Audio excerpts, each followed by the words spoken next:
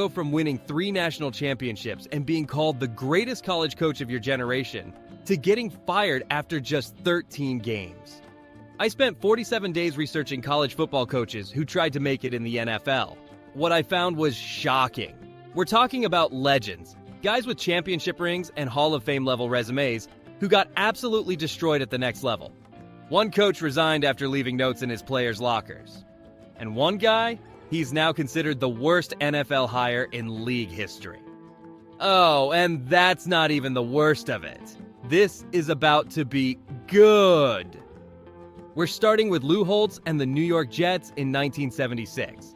Here's what you need to know about Lou Holtz's college career. 249 wins, 132 losses. National champion at Notre Dame. College Football Hall of Famer. Overall, just one of the greatest minds and leaders in the sport. The Jets hired him from NC State, where he'd gone 33-12 and 3 in 4 seasons. New York was thrilled and thought they'd landed a genius. But there was just one tiny problem. Holtz admitted he'd barely followed the NFL before taking the job. He wasn't a fan, he didn't really study pro schemes, and had little idea how the league actually worked. I mean, just think about that for a second. You're interviewing for a job and you've never even seen it up close. That's like applying to be a pilot when you've never been on a plane. The Jets went 3-10 that season and averaged 12 points per game on offense. 12. Not to mention they allowed 28 points per game, completely just one of the worst marks in franchise history. Holtz tried to install his college veer offense with 33-year-old Joe Namath at quarterback, but it was an absolute disaster. After 13 games, Lou Holtz resigned. With 1 game left in the season, bro just quit. His parting words, quote, "God did not put Lou Holtz on this earth to coach in the pros. He never coached in the NFL again." Coming up, a coach who promised his owner he'd stay, only to quit the next day via laminated notes. And a scandal so bad it involved grinding on a woman in a bar. Keep watching. Steve Spurrier, the old head ball coach, he won the 1996 national championship at Florida and then later dominated at South Carolina. He's basically college football royalty. In 2002, the Washington Redskins royally paid him and made him one of the highest paid coaches in NFL history at the time.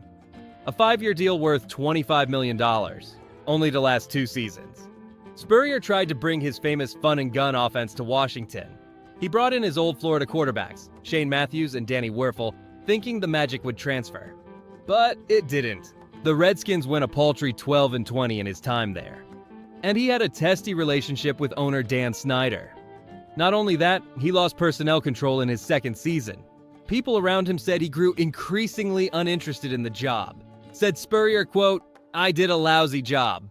The GM did a lousy job. He happened to be the owner, so who needed to go?" Years later, Spurrier admitted the truth. He'd hoped the Washington gig would help him, quote, "retire to the beach and play golf a bunch." Translation, he basically took the money and phoned it in. After resigning, Spurrier went back to college football and found success at South Carolina. But his NFL experiment was nothing but an expensive failure. Bobby Petrino is one of the most hated figures in NFL history, and you're about to understand why. At Louisville, Petrino went 41-9 in 4 seasons. Offensive mastermind, rising star. The Atlanta Falcons hired him in 2007 with huge expectations. Then Michael Vick went on an extended, vacation. Petrino's star quarterback was gone before the season even started. Did Petrino stick it out and rebuild? Yeah, right. After a 3-10 start, just 13 games into his first season, Bobby Petrino just flat out quit. But here's the kicker. He promised owner Arthur Blank he was staying, looked him square in the eye and said, "I'm committed to this team." The next day, Petrino accepted the head coaching job at Arkansas. The next day. He didn't call a team meeting. He didn't address his players. He left laminated notes in their lockers and disappeared like a scared punk. One of the Falcons' defensive tackles said Petrino, quote, "doesn't motivate you." He was accustomed to dealing with kids in college. Now he's dealing with grown men. Petrino went on to have more college success and more scandals. But his NFL tenure remains one of the most cowardly exits in sports history. Up next, the coach who's now recognized as the GOAT of college football, but couldn't handle the NFL draft. a chip on offense that couldn't chip away at the pros, and the worst coaching hire in NFL history. Do not go anywhere. So who else sucked? Ah yes, Nick Saban. 6 national championships at Alabama. Nearly 88% winning percentage and widely recognized as the standard for college football excellence. But in 2005 and 2006, he coached the lowly Miami Dolphins. His record? 15-17. Here's what went wrong, and frankly, what a lot of college coaches who jump to the NFL get wrong. Saban treated NFL players like college kids. He tried to control millionaire adults the way he controlled teenagers. Let's just say it didn't work. He also struggled with the draft process. In college, Saban could recruit anyone he wanted. 5-star talents lined up to play for him. But in the NFL, you're restricted by draft order, salary caps, and roster limits. Saban later admitted, quote, "The systems we learned in the NFL are things most college coaches don't understand."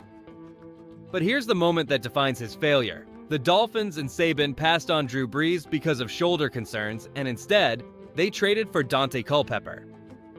Drew Brees went on to win a Super Bowl and become a Hall of Famer. Culpepper was no slouch in his Minnesota heyday, but was out of the league just a few seasons after that trade to Miami. Saban finally spoke about this a few years ago, saying, quote, "So I decided right then when that happened that we don't have a quarterback in the NFL, we're not going to win. I'm getting out of here. I'm not staying here. I'm not going to be responsible for this." That doctor didn't know his ass from a handful of sand. Sure enough, after 2 seasons, Saban left Miami for Alabama. He publicly denied interest before accepting the job, which damaged his reputation. Or, as normal people call it, he lied. But hey, it worked out. 6 national titles later, Bama is in the CFB playoff and the Dolphins still stink. Chip Kelly revolutionized college football at Oregon. His up-tempo, fast-paced offense went 46-7 from 2009 to 2012. He took the Ducks to the national championship game. Then, the Philadelphia Eagles hired him in 2013, gave him full control, and expected magic. Kelly's first 2 seasons, 10-6 both years. Somewhat promising. But then the cracks showed. His fast-paced offense wasn't sustainable in the NFL. Players got exhausted. The scheme got exposed. Worse, Kelly was given GM powers and made completely terrible decisions. He traded Pro Bowl running back Shady McCoy for linebacker Kiko Alonso, and fans revolted. Rightfully so. It's no secret that Shady still can't stand Chip Kelly to this day. Chip Kelly. I don't really like him. That's obvious. In 2015, the Eagles went 6-9 under Kelly before firing him, and they finished 7-9 overall with an interim coach. In 2016, he took the San Francisco 49ers job and went 2-14 in his only season. Then he was fired again. In 2025, he was hired by the Raiders as offensive coordinator. And yep, you guessed it. He was just fired. You honestly can't make this stuff up. Chip Kelly's innovative offense changed college football forever. But in the NFL, it was just a bad fad that faded fast. Hey, that rhymed. Dennis Erickson won 2 national championships at Miami. His record there? 63-9, an 883 winning percentage. Absolute dominance. He tried the NFL twice. First, the Seattle Seahawks from 1995 to 1998. His record during that time was 31-33. Mediocre, but not a disaster. Then in 2003, the San Francisco 49ers hired him with a 5-year, $12.5 million contract. The 49ers were a mess with salary cap problems and a poor roster, to put it kindly. The organization was super dysfunctional. Erickson went 7-9 in year 1, then 2-14 in year 2. Then he was fired, with 3 years left on his contract. The problem? Erickson tried to blend his aggressive offensive system with the West Coast offense. It was a Frankenstein scheme that satisfied nobody. After his firing, Erickson described it as a, quote, impossible job given the circumstances. 2 national titles and a highly decorated career. But in the NFL, just 40-56 overall.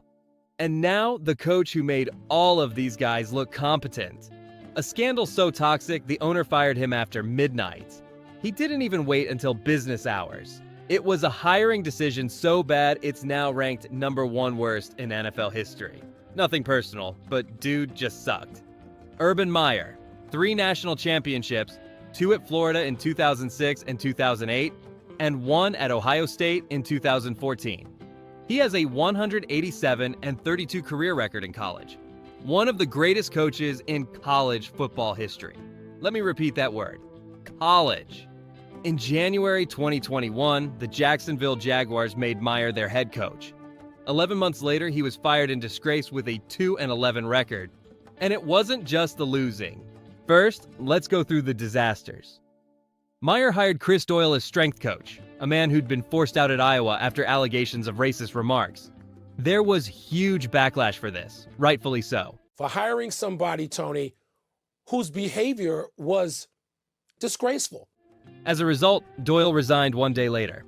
Next, Meyer signed Tim Tebow as a tight end, a 34-year-old who hadn't played in the NFL in 9 years. This was a pure publicity stunt. Tebow had no shot to make the roster, and didn't.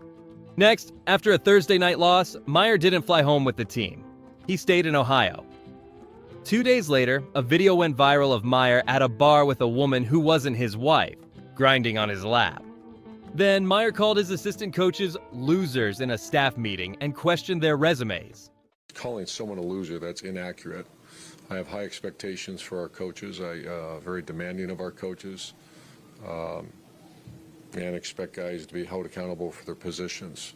For the final straw, kicker Josh Lambo accused Meyer of kicking him in the leg during practice, saying, quote, "Hey dipshit, make your effing kicks." Owner Shad Khan fired Meyer after midnight on a Wednesday, less than 1 year on the job. Pro Football Network later ranked Urban Meyer as the #1 worst coaching hire in NFL history. 3 national titles couldn't save him from complete humiliation. So there you have it. 7 coaching legends, but 7 complete failures. College football and the NFL might look the same, but they're completely different games. And these guys learned that the hard way. Drop a comment. Which failure shocked you the most? And let us know if you think college coaches should just stop trying. I'm out. CFB settled.